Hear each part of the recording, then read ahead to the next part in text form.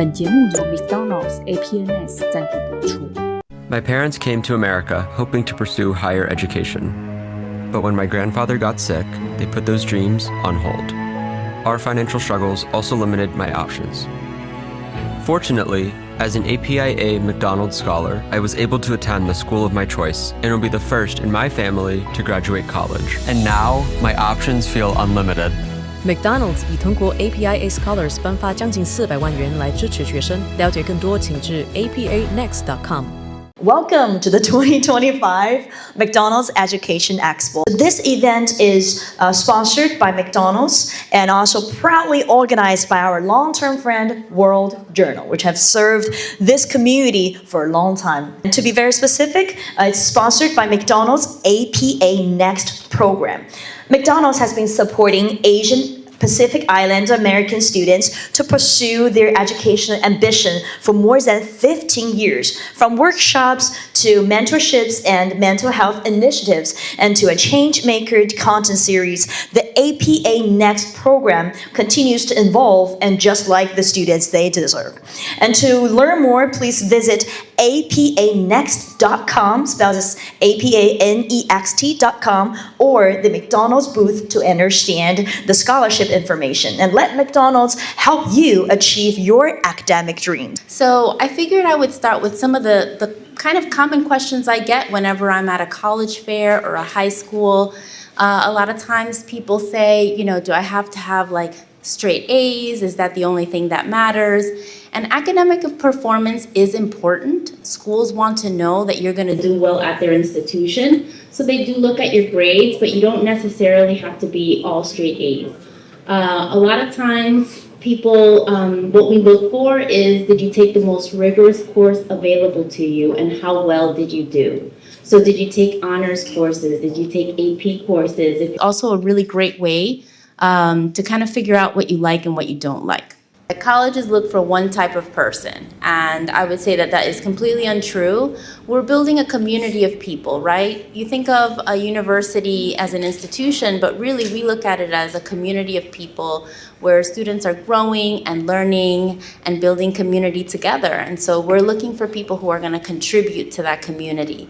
So there's no one particular person that we're looking for, honestly. Anyone can contribute in their own unique way. So just think of the things that are of interest to you and how you can kind of stand out. So I do want to go into a little bit of how we review applications and what we're looking for. Oftentimes I get that question, well, what is it that you're looking for? And there really isn't one thing. It's very different. It varies from applicant to applicant. So basically the schools, at least at NYU, will give us guidance on what they're looking for. So let's say for Stern School of Business, they like to see calculus on the transcript. So that's something to think about, especially if you're earlier in high school and you might be interested in business, then you want to make sure that you're on track to take calculus by the time that you finish. If your school doesn't offer it, then maybe you take it in dual enrollment or at another school maybe over the summer. If you're interested in nursing, for instance, they like to see calculus, physics, bio, chemistry. So you want to make sure that if that's an area of interest for you, that you're taking these courses and that you're doing well in them. And they also are a good indication of the types of courses that you'll be taking in college. So if you like them in high school, then you probably will like them in college. If you kind of hate them in high school, then that may be like a sign for you to really think about, what you're interested in. Is that really what you are interested in or not? So I would mention that for Tannen School of Engineering, a lot of engineering programs in general, they also like to see calculus, chemistry, physics, and biology. So as you're thinking about what you might want to study, you want to make sure that you start getting yourself prepared for that and doing the prerequisites that the schools may have for you. So start looking at what are the prerequisites for the schools that you're interested in. That's really important. So here you have the different elements that we look for. So courses and rigor, I mentioned, we look at what courses did you take? Did you fulfill those prerequisites that the schools are looking for that you're applying to? And how well did you do? How rigorous was it? We also look at testing. We're test optional, so that means that you don't have to submit a test score. But if you do submit a test score, we will take that into consideration. A high score could strengthen your application. A low score could hurt your application. So you want to be strategic where you send your scores to. So really do your research on the schools that you're applying to and what's the middle quartile that they have and where do your test scores line up. So you may send it to some schools, but you may not send it to other schools. Just be strategic and work with your counselors. They have a really good sense of where to send what to. Letters of recommendation are also really important. The application will arrive with your school profile and a letter from your high school counselor. But let's say you go to a school that's really big and maybe your high school counselor doesn't really know you very well and you have someone else in your life that could really speak to who you are, what your talents, what your abilities are. For NYU, you can have anyone who's not related to you write a letter of recommendation for you, and we accept up to 3 letters. Essays. I get a lot of questions about what do I write on the essay? What kind of topic should I write? Honestly, there's no right or wrong answer, you know? I've read essays that are like poetry. I've read essays that are about hardship, about challenges, about an interesting project. Maybe it's about, I've also read things about what people want to do in the future. What do they want to do when they get to NYU? And all of that is great. It's whatever you decide is important to highlight about yourself. If you think of it, we as admissions counselors are going to receive your transcripts, your extracurriculars, letters of recommendation, and the essay is really the only place that you, a person, can write to me, another person, who is going to review your file. So what is it that you want to highlight about yourself? Think of it as a picture. What would complement everything else that's been submitted on your behalf? Definitely take that opportunity. Some schools have supplemental questions, some of them have optional questions, and I would say if you can, write whatever you can write on your own behalf for your own application. Who else can represent you better than yourself? So take that opportunity to do that. We love reading the essays for sure. What I want to highlight here is that when we review applications, it's a contextual process. We're not looking to see, do you fit into this list of criteria that we have for a student? We are taking into account what you've shared with us about your experiences through your essays. What extracurriculars did you participate in? Did you submit a test score? What kind of courses did you take? How did you challenge yourself? What do your recommenders say about you? What do they highlight about your candidacy? And then we take that into account. We also look at what was available at your school. We don't want to penalize a student who didn't have calculus available to them at their school. Maybe there's some restrictions about how many AP courses you can take at your school, and we don't want to penalize you for taking 3 courses when that's really all that you were allowed to take. So we take that all into account and we make decisions based on that. So it's really a contextual, or sometimes schools will call it a holistic process. They're going to look at all the items that you're submitting, and they're going to take that into account, see what we're looking for in candidates academically for the most part at NYU, and then see how you match up against that. Some of these things I've already alluded to. So rigor is really important for us at NYU. Did you take the most rigorous course available to you? So those students who are still making decisions about what they're going to take in the next years, think about taking honors courses, AP courses as well. Not only does an AP course show rigor, it's also once you take the test, you may get transfer credit. And getting transfer credit awarded for a class that you took in high school means dollars later on. It's 1 less course, let's say, or 2 fewer courses that you need to take on the college level that you get granted. So that's really important. My parents came to America hoping to pursue higher education. But when my grandfather got sick, they put those dreams on hold. Our financial struggles also limited my options. Fortunately, as an APIA McDonald's scholar, I was able to attend the school of my choice and will be the first in my family to graduate college. And now, my options feel unlimited. McDonald's 已通过 APANext Scholars 颁发将近400万元来支持学生。了解更多，请至 APANext.com。We also look for students who are curious, right? You didn't just take what was available at your high school, but maybe there are areas that you're interested in, that you're doing research in. Maybe you're joining clubs or working on projects that are really helping you develop what you're interested in and refine what you'd like to do. So that's something that we do look for. And really, at the end of the day, you are the only person that can be you, and you're unique, and you want to make sure that you convey that, right? I think what I would say when I read essays, the worst essays or the ones that don't really stand out in any sort of way. They're very generic, and anyone could have written it. So when you write your essays, or when you're thinking about the topics that you want to write for your essays, can someone else write this essay for you, right? Can someone else write this essay and it sounds just fine? Or does it include elements that only you can include in that essay? And those are the things that I find really stick with me when I read a file, is those details that make this person unique. So I would say think about that for yourself. And maybe you're thinking, I don't know what's unique about me. I'm 16 years old. I mean, I'm thinking of myself as a 16-year-old. And if someone had sort of asked me, what makes you unique? I would have been like, I have no idea.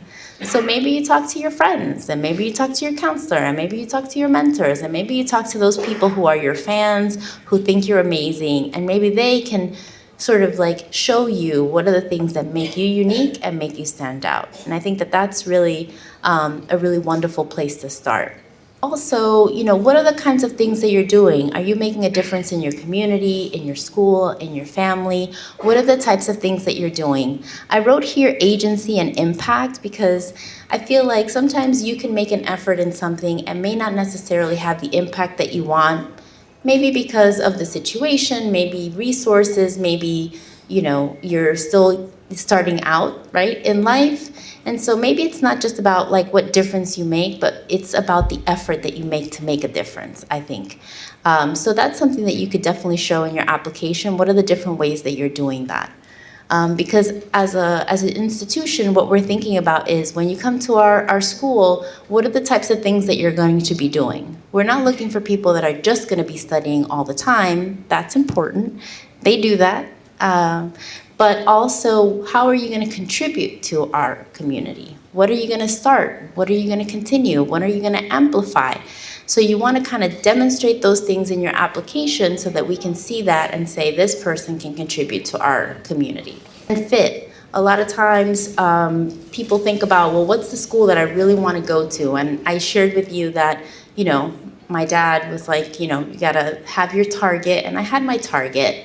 But I think you also want to think about not just where you think would be a perfect place, but what's the perfect place for you?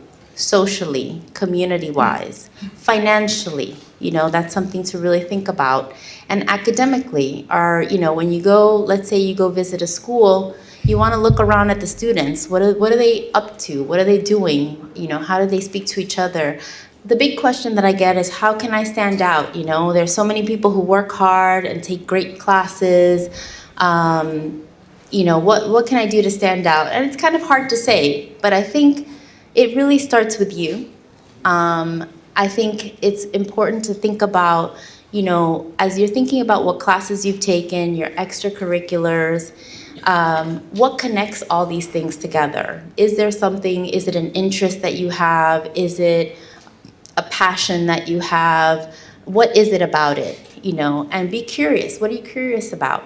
What are the things that you think about? What are the things that you are hopeful for in the future? And then those are the kinds of things that you want to put in your essays and all throughout your application as you're building it.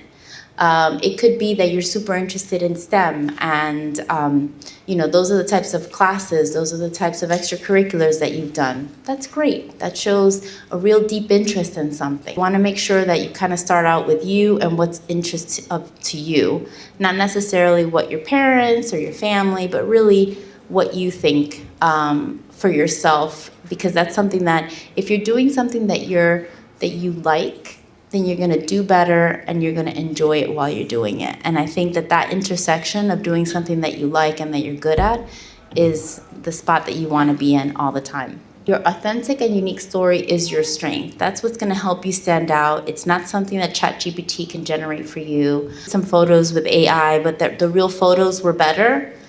That's right, you're better than AI. Don't forget that. AI is just a tool to help us with things. But you, at the end of the day, the person behind the AI or not, are really what's best. And so just start with yourself and go from there definitely. Admissions is human. At NYU, we have 100 people reading files for our students. Actual real people reading your files, looking through your transcripts, reading your essays, making notes, actual notes on what they read and their impressions of what they read. So you want to make sure that you take as much care in putting together your application as we do in reviewing them. And I know that you will, because I speak to students all the time who are asking me about all the elements and what they could do. And also to the parents, I know you too, you're right there supporting your student, which is amazing. And that's important, that's all human. Depth beats breadth. So don't try to do a million things. Like, you try to do too many things at once, everything is gonna not be as good as it could be. Try to hone in on what you think you really enjoy, you really like, maybe you're good at, and try to explore that deeply. I think that that's something that if you're able to do that, can really help someone stand out in their application, especially when you're applying to very unique programs, right? If you think of applying to a nursing program, for instance, and a lot of your activities and time is spent in the service of health of others, then that shows that that's someone who's really, truly interested, they've really looked into it, they've really invested their time. That student is probably gonna do well because they already know what they're getting into. And that's important. Context matters. As I mentioned, we are a contextual process, and a lot of other schools will mention that they're holistic and that they look at all the materials that are submitted. And so you want to make sure that you share the context. It could be something about, what motivates you. It could be some of the challenges that you face, responsibilities that you have. If you don't share it, there's no way that we'll know about it. If your recommender doesn't share it, we won't know about it. We can only know what you share. So just make sure that you're very thorough in sharing the things that are important to you and that are important about your candidacy. It was mentioned earlier that this is a very stressful process, and I definitely recognize that it is very stressful and it can be a lot. But be methodical, be consistent. Google Sheets or Excel is your friend. Track everything. And I think that will help you a great deal. And, it's a long game, right? It's something that you kind of start maybe in middle school, really. Like the path to college starts in middle school in a way. And so you just want to keep going and not burn yourself out. Have maybe some short-term goals. Break it down into smaller steps, into smaller actions, and also set up different rewards for yourself for when you take those little steps. So yeah, the big reward is getting into college and hopefully getting to the college that you think is best for you and that you're best for, but it's too long to wait to celebrate. So you want to start out with, maybe you came here today and you got some useful information from our speakers here. Celebrate. That's awesome. You got a little bit more information about a process that's super stressful. Celebrate that. Maybe next week you're going to focus on doing some research on some schools. Set a certain amount of time. When you're done with that, celebrate. You did it. You didn't do the big thing, but the small things add up, and that's kind of how you get to the end.